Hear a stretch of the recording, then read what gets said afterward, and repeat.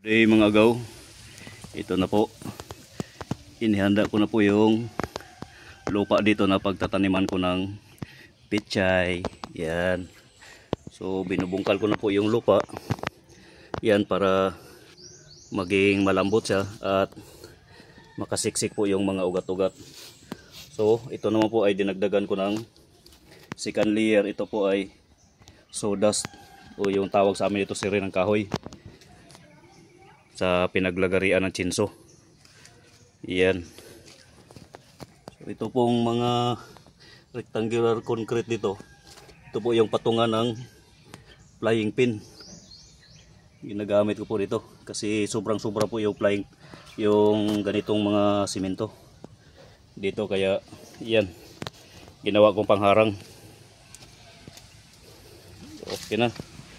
So pagkatapos naman itong sawdust ay lalagyan ko na ito ng lupa at sa pinakaibabaw ay rice hull para maging malambot po talaga yung lupa at madali pong makapaggamot yung mga pechay. So ayan. So itong sawdust ay doon ko lang po kinuha doon sa kabila, yung kahoy na natumba, malaking kahoy na natumba dito noong nakaraang November. Dito po yung tumama. So ayan, hinay-hinay lang kasi mahina yung kalaban, di kakayanin ng katawan. Okay, ayan mga gaw, meron na pong lupa. Yan. So pagkatapos nitong lupa ay yung rice hull na may halong ipot yung ilalagay ko sa ibabaw. Konti na lang, baka bukas ay pwede na akong magsimulang magtanim nito ng pechay. Taratatat. Ito pa, dyan ko lang sa labas yan kinuha. Hindi masyadong mataba na lupa, kaya lalagyan ko ng rice hull na may halong ipot. Ayan, may rice hull na agaw, rice hull na may halong ipot. Yan. So siya yung pinakaibabaw, nasa ibabaw. Para pag dinidiligan ko yan, aabsorb yung nutrients pababa doon sa may mga ugat sa mga itatanim ko dito. So yung mga bato ay kukunin ko pa po yan. Galing po yan yung rice hull sa malaking kulungan.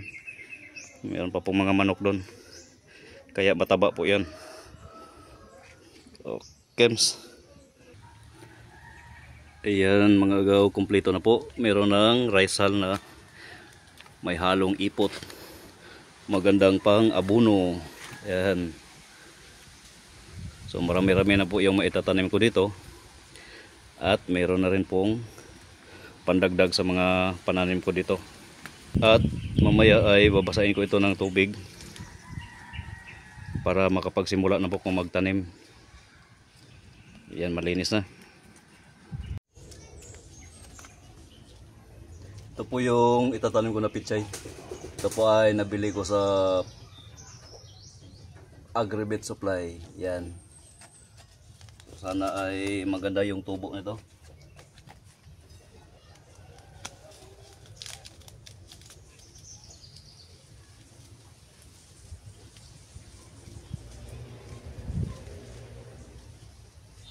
Napakaliit ng buto mga agaw.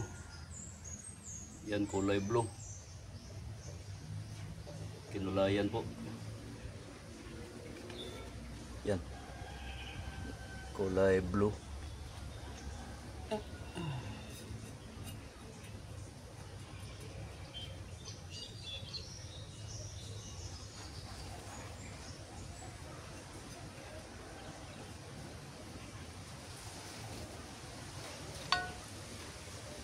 Bali, dalawang buto yung ilalagay ko sa bawat butas.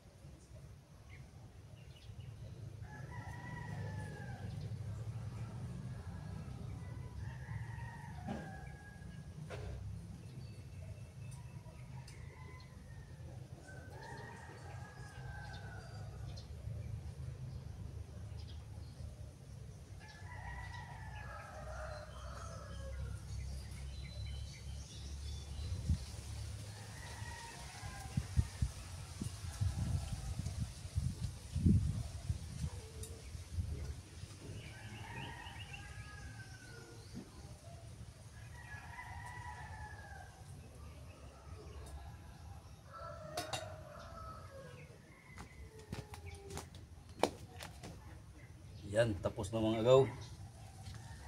Sana ay maganda yung tubo nito. At meron pang natitirang maraming buto. Yan, sobrang liit. Kaya sa susunod na naman po, pag makapag-harvest na ako dito sa darating na panahon. Yan mga agaw. Thank you so much.